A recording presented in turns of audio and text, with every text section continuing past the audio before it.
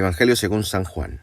Muchos de sus discípulos al oírle dijeron: «Es duro este lenguaje, ¿quién puede escucharlo?». Pero sabiendo Jesús en su interior que sus discípulos murmuraban por esto, les dijo: «¿Esto os escandaliza? Y cuando veáis al Hijo del Hombre subir a donde estaba antes. El Espíritu es el que da la vida, la carne no sirve para nada. Las palabras que os he dicho son espíritu y son vida, pero hay entre vosotros algunos que no creen». Porque Jesús sabía desde el principio quiénes eran los que no creían y quién era el que lo iba a entregar. Y decía: «Por esto os he dicho que nadie puede venir a mí si no se lo concede el Padre». Desde entonces muchos de sus discípulos se volvieron atrás y ya no andaban con él. Jesús dijo entonces a los 12: «¿También vosotros queréis marcharos?». Le respondió Simón Pedro: «Señor, ¿a quién vamos a ir? Tú tienes palabras de vida eterna, y nosotros creemos y sabemos que tú eres el Santo de Dios». Palabra del Señor. Queridos hermanos, hoy, sábado de la tercera semana del tiempo pascual. Yo normalmente los sábados no realizo ningún video ni ningún comentario, pero hoy día verdaderamente las palabras del Papa por la mañana en la misa me conmovieron y de verdad es interesante que tengamos claro este tiempo de crisis, este tiempo de sufrimiento que tiene la Iglesia. Veo con mucha pena cómo se prohíben hacer las misas, se están prohibiendo, hay como se está entrando una mentalidad de prohibición, de no permitir que la Iglesia defienda lo que tiene que defender. Y en esto les pido oración a todos, prudencia, discernimiento para vivir este tiempo de la pandemia, pedirle al Señor el Espíritu Santo, realmente, eso por un lado. Y por otro lado también para dar las gracias al Señor, porque veo cómo el Señor está llevando adelante esta misión, esta pobre misión que estamos realizando a través de estos medios, ¿no? Predicando el Evangelio, no por nosotros mismos, no por nuestras fuerzas, sino siempre pidiéndole al Señor que nos ayude. Con mucha alegría veo cómo hermanos también van comunicándose, poniendo comentarios, pidiendo una oración, diciendo que realmente se sienten acompañados. Yo les quiero decir que esto nace no de mí, no fue idea mía, viene de los jóvenes, Un grupo de jóvenes hace un tiempo atrás me dijeron: «Padre, ¿por qué no nos dices una palabra? ¿Por qué no nos dices algo? El Evangelio del día, Dios habla, etcétera, dinos algo». Y bueno, estamos aquí, gracias a estos jóvenes, gracias al espíritu de la juventud, que quiere seguir a Cristo, que quiere escuchar una palabra. No me escuchan a mí, por caridad, sino que es esta palabra que actúa, esta palabra que llama a conversión, la palabra del Señor. Por eso siempre la primera cosa que hago es proclamar la palabra de Dios, porque es el Señor el que habla, es el Señor el que mueve los corazones. Bien, hermanos, hoy día el Evangelio nos habla justamente de esta llamada conversión. Vemos un pueblo que ya no quiere seguir a Jesús, un pueblo que se escandaliza, se escandalizó de lo que Jesús dijo antes de este Evangelio, en los versículos anteriores al versículo 60 del capítulo 6. Jesús dirá: «Os aseguro que si no coméis la carne del Hijo del Hombre y no bebéis su sangre, no tendréis vida en vosotros. El que come mi carne y bebe mi sangre tiene vida eterna, y yo lo resucitaré en el último día, porque mi carne es verdadera comida y mi sangre verdadera bebida. El que come mi carne y bebe mi sangre permanece en mí y yo en él». Son duras estas palabras, Si no se tiene la fe, si no se tiene el Espíritu Santo, pues obviamente te escandalizan. ¿De qué está hablando este? Está hablando de canibalismo, ¿de qué está hablando Jesús? ¿Por qué está hablando así, en este modo? ¿Qué quiere decirnos? Es duro esto, es duro. Claro que es duro. ¿Y quién te ha dicho a ti que es fácil? Vemos en estos días, escuchando la lección continua de los Hechos de los Apóstoles, cómo los apóstoles en su cuerpo, en su vida, van viviendo los misterios de Cristo.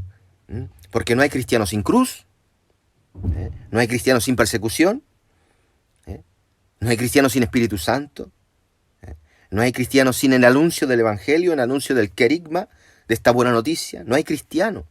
Y vemos cómo los Hechos de los Apóstoles en estos días nos van mostrando esta realidad bellísima, cómo el Señor va plasmando su imagen en la iglesia.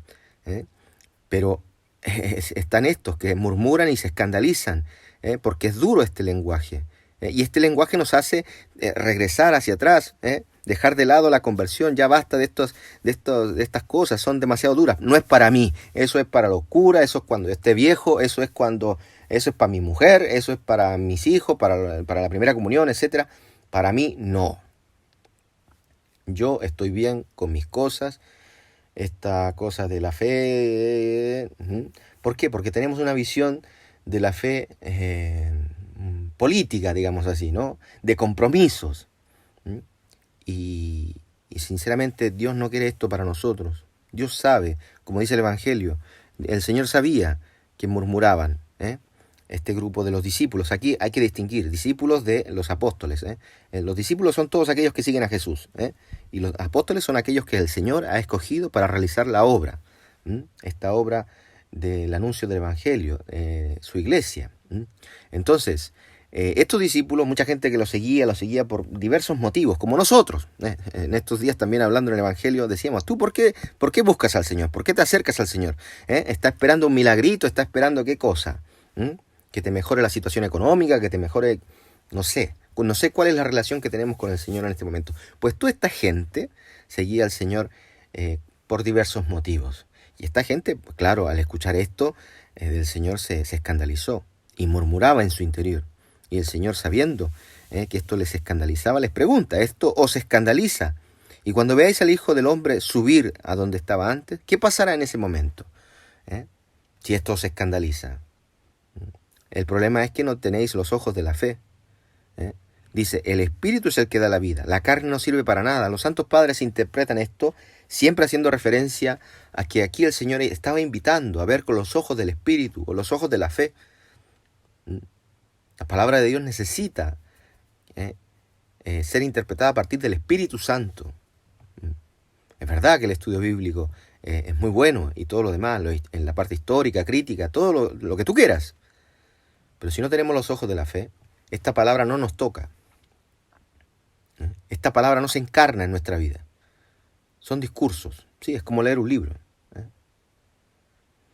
Esta palabra nos tiene que llamar a conversión. Esta palabra, si hoy te escandaliza, si te saca de este relativismo en el cual vives, si te está invitando a pasar de la razón a la fe y a vivir con razón y fe, porque no son estupideces, porque como decía San Anselmo, creo para entender.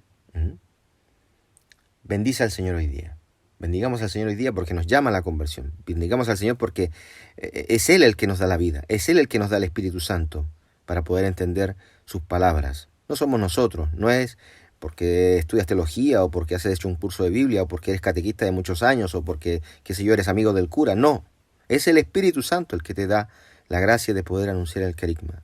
Y por eso tenemos que ser agradecidos al Señor. No somos nadie. Yo soy un pecador. No tengo ningún mérito para anunciar la palabra de Dios, para anunciar la palabra de salvación. El Señor nos ayuda, nos sostiene, nos invita a pasar a los ojos de la fe en este tiempo de crisis, a vivir, a permanecer en Él. Dice el Señor, pero hay entre vosotros algunos que no creen. De hecho, aquí está denunciando nuestra vida. Nos está denunciando a nosotros. La incredulidad es el peor enemigo de la fe. Es la verdadera piedra de tropiezo.